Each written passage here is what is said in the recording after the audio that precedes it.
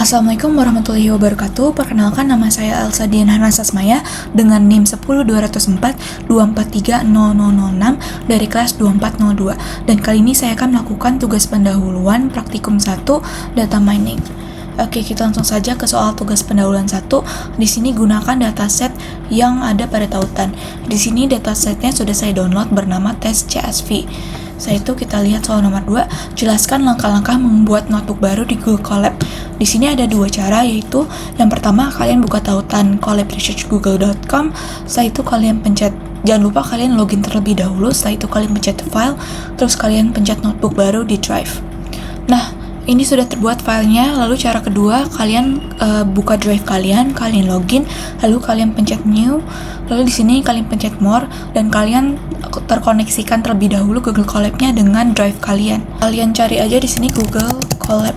Lalu di sini punya saya sudah terinstall. Kalian pencet, nanti kalian koneksikan. Nah, kalau sudah, kalian pencet new lagi, lalu more, lalu klik Google Collaboratory-nya. Sudah terbuat. Nah, di sini kalian bisa namain Untitled 2 jadi TP modul 1 Elsa Dian. Nanti akan langsung ada di sini. Oke, setelah di rename, kalian bisa balik lagi ke drive. Kalian ke drive, lalu kalian cari Colab notebooks kalian di sini. Kalian buka, lalu kalian upload file CSV-nya yang ada, yaitu tes CSV. Kalian unggah. Nah, setelah sudah, kita langsung saja mulai part, yaitu tuliskan sinteks untuk mengimpor library pandas. Pertama kita harus mengimport terlebih dahulu, menghubungkan Google Colab-nya dengan Google Drive. Di sini sinteksnya itu ada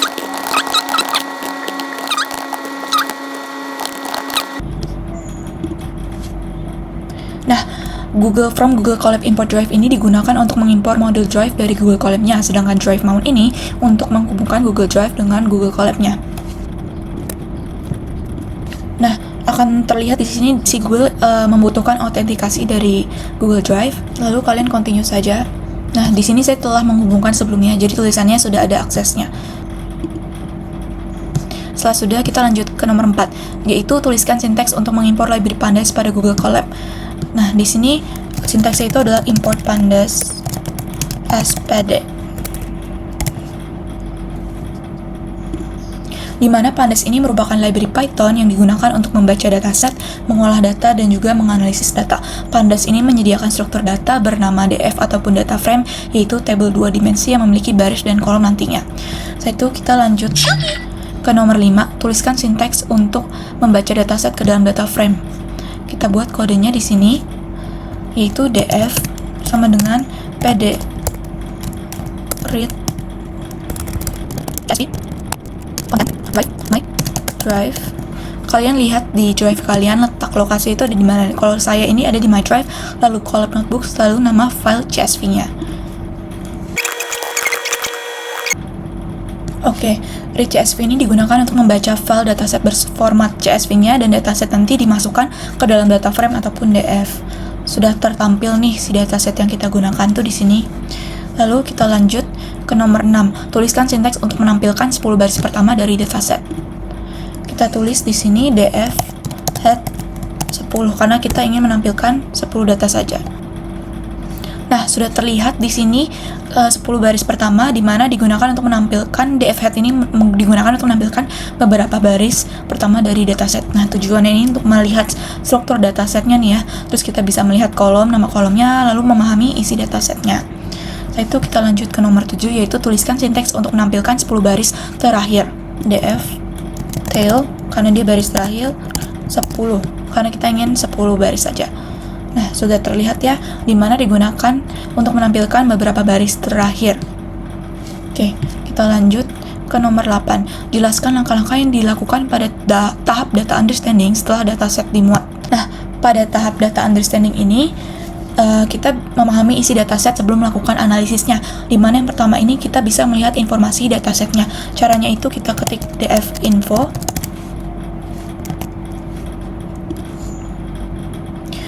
Def info ini maka akan menampilkan jumlah baris datasetnya, jumlah kolom, tipe data setiap kolom kayak float, object, integer, lalu juga jumlah data yang tidak kosong. Di sini ada non-null ya, bisa kalian lihat, dan ada 1459. Kita bisa mengetahui nih apakah terdapat missing value atau tidak. Nomor 8 juga terdapat statistika deskriptif, dataset yang ada, kita melakukan statistik deskriptif dengan cara df lalu .describe, lalu kita jalankan. Nah, di sini kita melihat nih statistik deskriptif, di mana di sini ada min, minimum, maksimum, standar deviasinya, dan kuartil, di mana informasi ini membantu memahami distribusi data numeriknya. Setelah itu kita bisa cek missing value pada data understanding dengan cara df is null sum. Kita jalankan. Nah, kode ini digunakan untuk menghitung jumlah nilai kosong pada setiap kolomnya nih. Jika suatu kolom memiliki nilai lebih dari 0, maka kolom tersebut memiliki missing value. Bisa kita lihat di sini missing value-nya ada 107 di LA. Maka kita kurangi saja 1459 dikurang 107. Maka itu yang akan menjadi total nilai missing value-nya. Kita lanjut ke nomor 9. Tuliskan sinteks untuk mengimpor matplotlib dan juga seaborn. Di sini kita tulis sinteksnya. Cara importnya itu kita tulis import matplotlib library.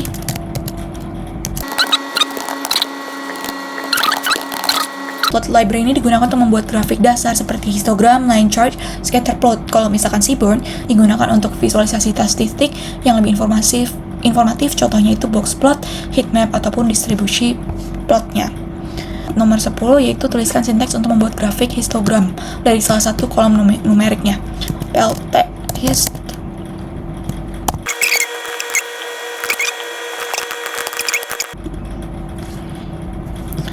Nah, bisa terlihat di sini histogramnya ini menunjukkan distribusi dari si histogram lot areanya ya. Pada grafik terlihat bahwa sumbu X ini menunjukkan si nilai-nilai lot areanya, lalu sumbu Y menunjukkan frekuensi data. Misalnya kayak rumah yang dibeli, lalu luas tanahnya itu lot areanya. Nah, sebagian besar data berada pada rentang sekitar 5.000 hingga 12.000 ya di sini. Nah, di mana grafik ini juga menunjukkan bahwa si distribusi datanya ini condong ke kanan atau right skew karena terdapat nilai yang lebih besar sehingga lebih dari si 50.000 ini. Nah, artinya mayoritas rumah yang memiliki luas tanah sedang, tetapi terdapat beberapa rumah dengan luas tanah yang jauh lebih besar.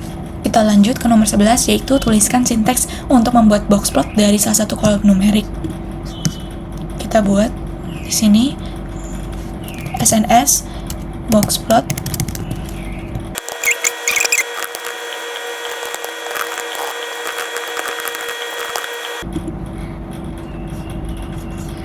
Berdasarkan grafik box plot lot areanya, box plot ini digunakan untuk melihat distribusi data serta mendeteksi si outliernya. Nah, di sini ada box kotak yang dimana menunjukkan 50% dari data utama ataupun IQR-nya, dimana dari grafik ini terlihat rentangnya itu pada 7.000 sampai 11.000. Nah, setelah itu di sini ada nilai median, di mana garis di tengah kotak ini menunjukkan nilai tengah datanya sekitar 9.000 sampai 10.000. Setelah itu di sini ada whiskers di kanan dan kiri, di mana di sini menunjukkan batas data normalnya.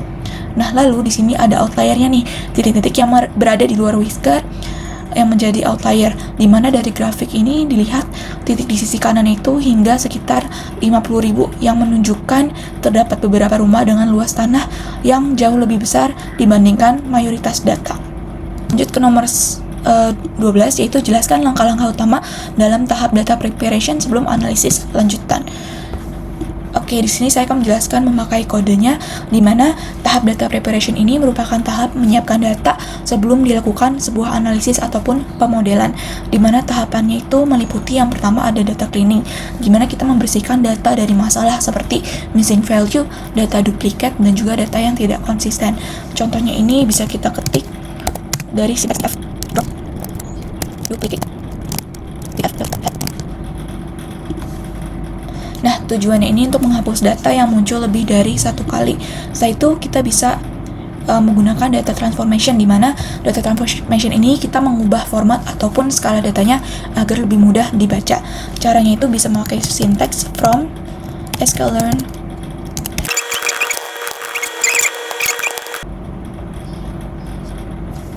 Nah, di sini tujuannya itu untuk mengubah skala data agar berada dalam rentang tertentu. Biasanya itu 0 sampai 1. Oke, setelah itu kita bisa menggunakan data integration, di mana data integration ini adalah proses menggabungkan data dari beberapa sumber. Misalnya ada 2 file CSV, maka kita akan menggabungkannya menjadi satu. Namun karena di sini ada 1 file CSV, maka di sini nanti akan error. Namun contoh sintaksnya itu bisa kita gunakan df1. Nah, di sini contoh dari sintaksnya. Nah, setelah itu kita bisa menggunakan data reduction, di mana data reduction adalah proses mengurangi jumlah fitur yang digunakan. Di sini contoh sintaksnya itu ada df reduction.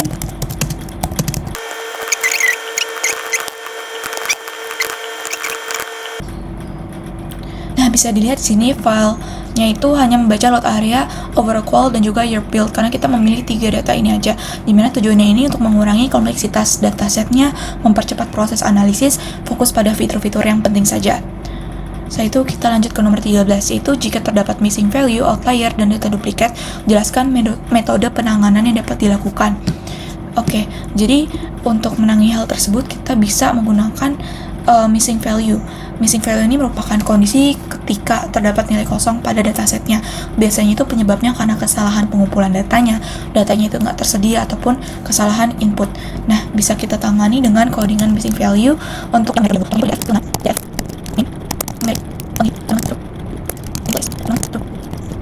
metode ini mengisi nilai kosong menggunakan rata-rata kolom.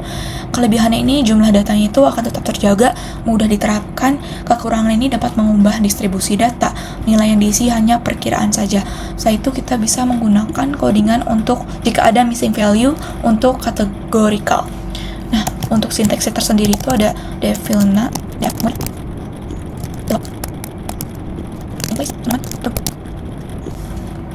Nah, metode ini menggunakan nilai modus, nilai yang paling sering muncul. Nah, kelebihannya ini cocok untuk data kategorikal, mempertahankan jumlah data, namun kekurangannya dapat menimbulkan bias pada datasetnya. Setelah itu kita bisa mengecek outliernya nih.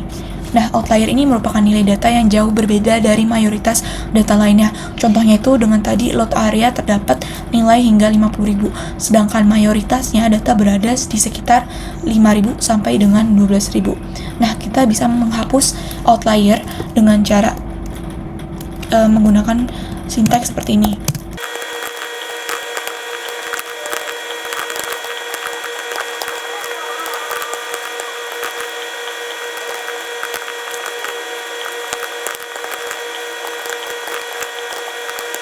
Nah, untuk menghapus outlier ini, kelebihannya itu efektif untuk menghapus nilai ekstrim, lalu meningkatkan kualitas analisis. Kekurangan ini dapat menghapus data yang sebenarnya itu valid. Di sini ada contoh sintaksnya, menggunakan kuartil 1, 3, lalu IKR. Selanjutnya itu cara mengatasi data duplikat. Kita bisa menggunakan sintaks sebagai berikut.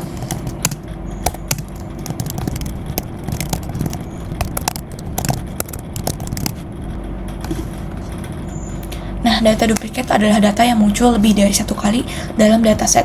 Kelebihannya ini untuk mencegah data yang dihitung lebih dari satu kali, meningkatkan kualitas dataset. Kekurangan ini jika tidak diperiksa dengan teliti, data penting ini dapat ikut terhapus. Oke, kayak saya rasa itu saja untuk nomor 13. Untuk menangani file yang memiliki missing value, outlier, dan data duplikat, dimana di sini ada metode-metode penanganannya dengan contoh sintaks-sintaks yang ada. Setelah tahap data understanding dan data preparation dilakukan, dataset menjadi lebih bersih, lebih terstruktur, dan siap digunakan untuk proses analisis ataupun pemodelan data selanjutnya. Saya rasa itu saja untuk tugas pendahuluan 1. Wassalamualaikum warahmatullahi wabarakatuh.